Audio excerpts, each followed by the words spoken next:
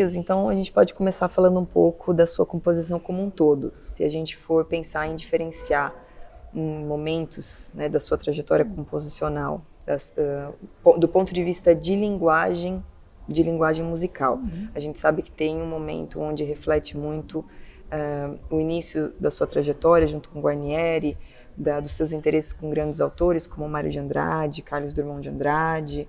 Depois, um momento onde tem um forte reflexo do seu trabalho super pioneiro e que conviveu com os povos caiçaras indígenas.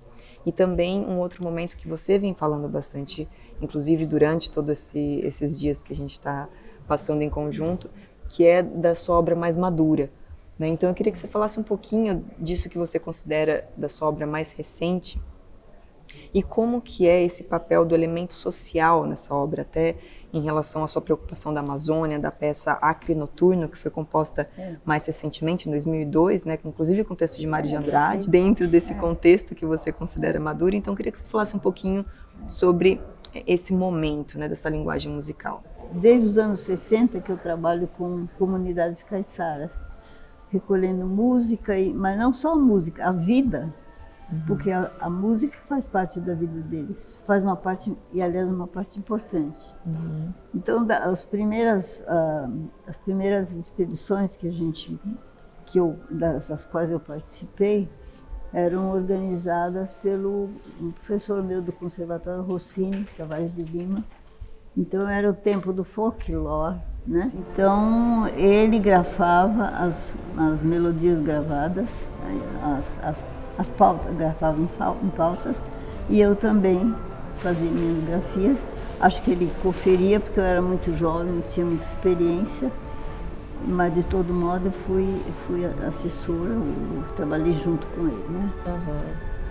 Então esse interesse já é antigo pelas pescarias, e com isso eu cada vez fui ficando mais envolvida com.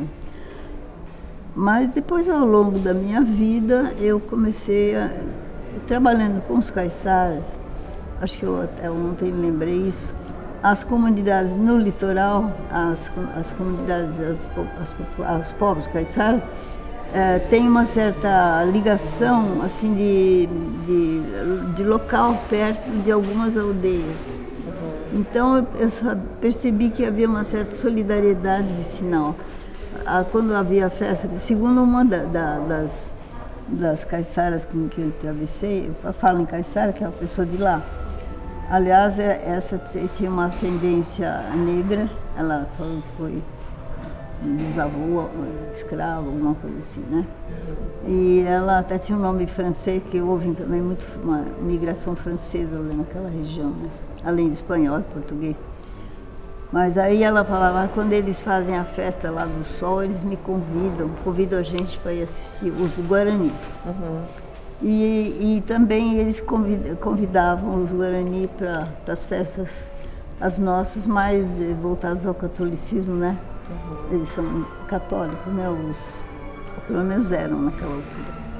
Então eu percebi essa solidariedade, viviam em paz, né? Aí eu pensei, bom, terminando o assunto da minha tese, quando eu terminar toda a recolha e comecei a escrever a tese, eu quero ver as aldeias com mais atenção. Aí eu comecei a conviver um pouco com os Guarani Mbiá e Guarani Tiripá, aí do litoral. Eu já tinha começado umas visitas nas aldeias de São Paulo, cidade mesmo, cidade. Então tem Jaraguá, que é famosa porque perdeu muita terra, Bom, esses casos são mais complicados, melhor nem entrar nesse assunto. Mas é de Jaraguá e Crucutu, que é já quase no município de São Bernardo. E Parelheiros, na aldeia de Morro da Saudade, que agora tem nome indígena. Lá eu fui batizada, né, no Morro da Saudade, no final dos 80. Então, aí começou essa coisa com os Guarani. Há uma literatura vasta mesmo, de estrangeiros que trabalharam com os Guarani. né? E nessa obra, mais que a gente estava comentando aqui do Acre Noturno, você traz esses elementos, você traz também a figura do seringueiro, né, dentro dessa obra. Noturno já é outro assunto. Foi assim. Em 2021, eu fui convidada pelo pessoal da Alemanha, pelo Stiftung Apollon, para fazer uma obra sobre uma poeta alemã, que era, o primeiro título era Inferno Verde. Então fala só sobre a beleza da Amazônia. Zauber Amazônia, quer dizer, a Amazônia encantada. No ano seguinte eu lembrei, o pessoal, olha, ano que vem vai ser o centenário do Drummond. Então fizemos essa do Drummond, que não está aqui não. Então celebramos aí vieram vários compositores, né? Convidamos vários, foi Antunes, o Krieger, Takuchian, toda essa gente que você conhece, né? E Ronaldo Miranda.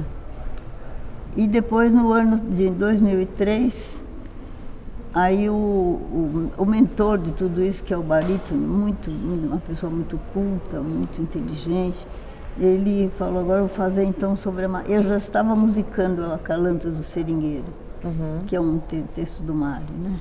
Aí ele disse, então agora nós vamos fazer Entzaubertes Amazônia, quer dizer, a Amazônia deslendada, já sofrendo isso há 20 anos, né? Um pouco mais de 20. Então esse Acalanto Seringueiro é antigo, que eu fiz, é desses anos, dos anos 20, 19 para 20. Então, não tem muito a ver com a questão indígena nesse texto, não. Esse é mais o seringueiro, que, aliás, era um povo que ia muito do Nordeste para trabalhar nos seringais, né? A literatura conta e descreve muito bem tudo isso, né? E você traz essa ideia de refletir os profissionais, de trazer um espaço para profissionais que muitas vezes não são tão colocados dentro de uma discussão na sociedade, em outras obras também, como a suíte cantante para 6 trabalhos de amor, né? Como que isso aparece dentro dessa obra? Isso foi com o Luiz Milanese, o professor lá da ECA. Ele era muito amigo nosso, né? E muito lá em casa. E um dia ele me apareceu lá com uns xerox, ele desdobrou assim, ele era muito engraçado. Desdobrou aquilo tudo e falou, fiz esses poeminhas aí, mas fui numa esquina lá, distribuí os poemas, mas ninguém me telefonou, deixou um telefone. Aí eu fui olhar os poemas e achei muito bons. Mas ele falou, eu não sou escritor, eu não sou poeta. Assim, cheio de cerimônias, né, para não se intitular um poeta. Mas eu achei muito bons os textos dele. São simples e muito profundos. E eram 13 trabalhos de amor. Eu pensei, bom, 13 é muita coisa, mas eu selecionei 6, que são esses cantos de amor, trabalhos de amor. Então tem metalúrgico, peão, guarda noturno, hoje não existe mais, né? Mas era um guarda noturno com apito, né? Sim. Guarda noturno, o cobrador de ônibus. Cobrador de ônibus, né? Catraca, que eu chamei de catraca. Marinheiro e o que trabalhava no escritório na datilografia. Tac, tac, tac, tac, tac. Aí quando ele fala nesse tango, nesse toque do meu tango, porque eu acho que ele tocava as notas, as teclas da máquina. Aí eu falei, vou fazer um tango, então, e sabe isso aí? Esse tango agrada sempre nas pessoas que ouvem, né? Porque o texto é bom, né? Mas qual é a formação dessa obra que usa? É barítono, tem que ser barítono, porque é ou marinheiro, ou... É piano, cello, e voz. Não é muito complicado. Kilza, se você puder falar pra gente um pouquinho sobre algumas das obras que a gente, inclusive, vai ouvir hoje no concerto de encerramento aqui, que é a Toada, a Folgança, e também uma suíte, que inclusive tem o seu último movimento, que é um baião, em homenagem a Luiz Gonzaga. Você poderia falar pra gente sobre essas obras? São obras antigas, todas. A Toada já foi feita muitas vezes, foi feita Estreou no Rio de Janeiro com o Camargo Guarnieri e Regine, depois foi feita aqui em São Paulo algumas vezes, foi em Porto Alegre com o Pablo Comblos. Enfim, teve várias edições, várias gravações. É peça antiga que eu começo com piano. Eu faço para piano, depois eu vou orquestrando.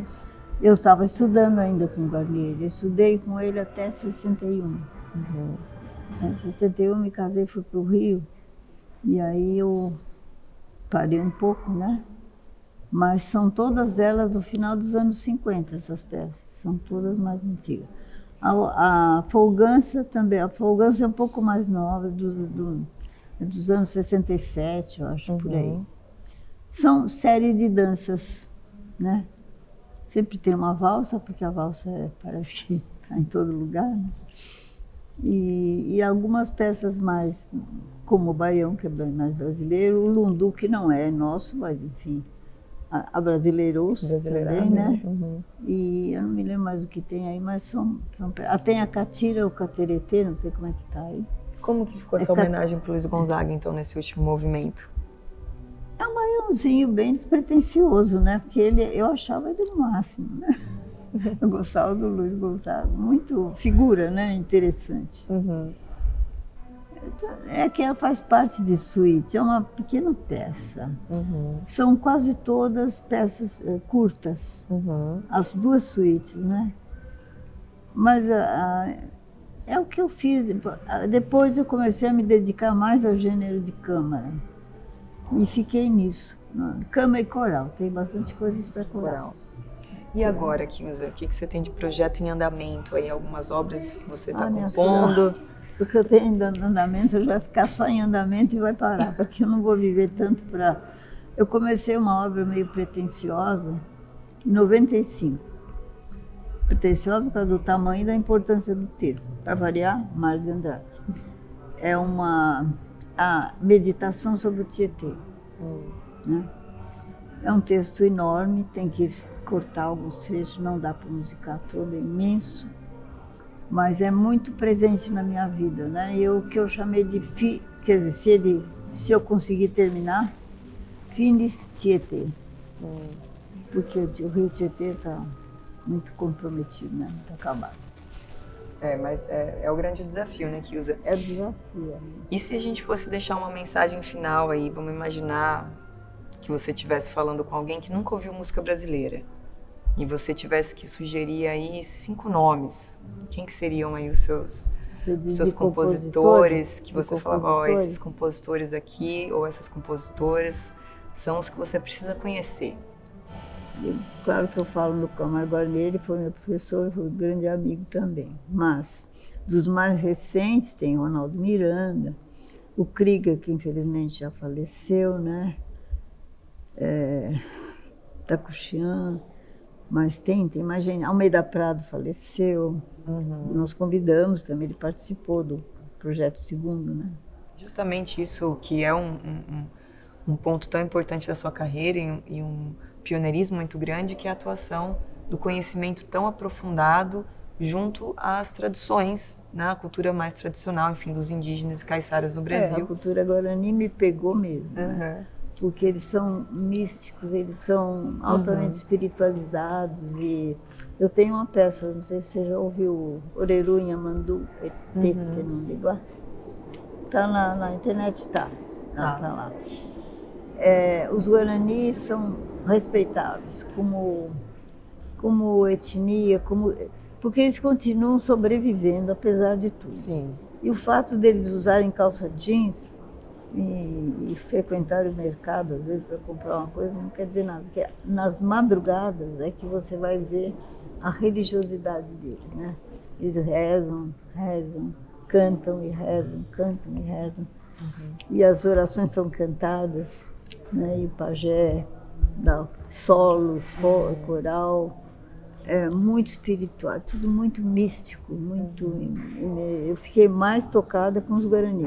Mas eu acho que é importante lembrar os que não estão sendo lembrados. Muito obrigada, Kilza. Então hoje a gente vai ter mais um concerto aí, né? Vamos, então, né? Vamos lá daqui a pouquinho. Obrigada a vocês. Eu queria ressaltar a organização de vocês, perfeita, a ideia é muito boa, e agradecer o convite também, né? Obrigada. Que acho que vai ser o último da minha vida.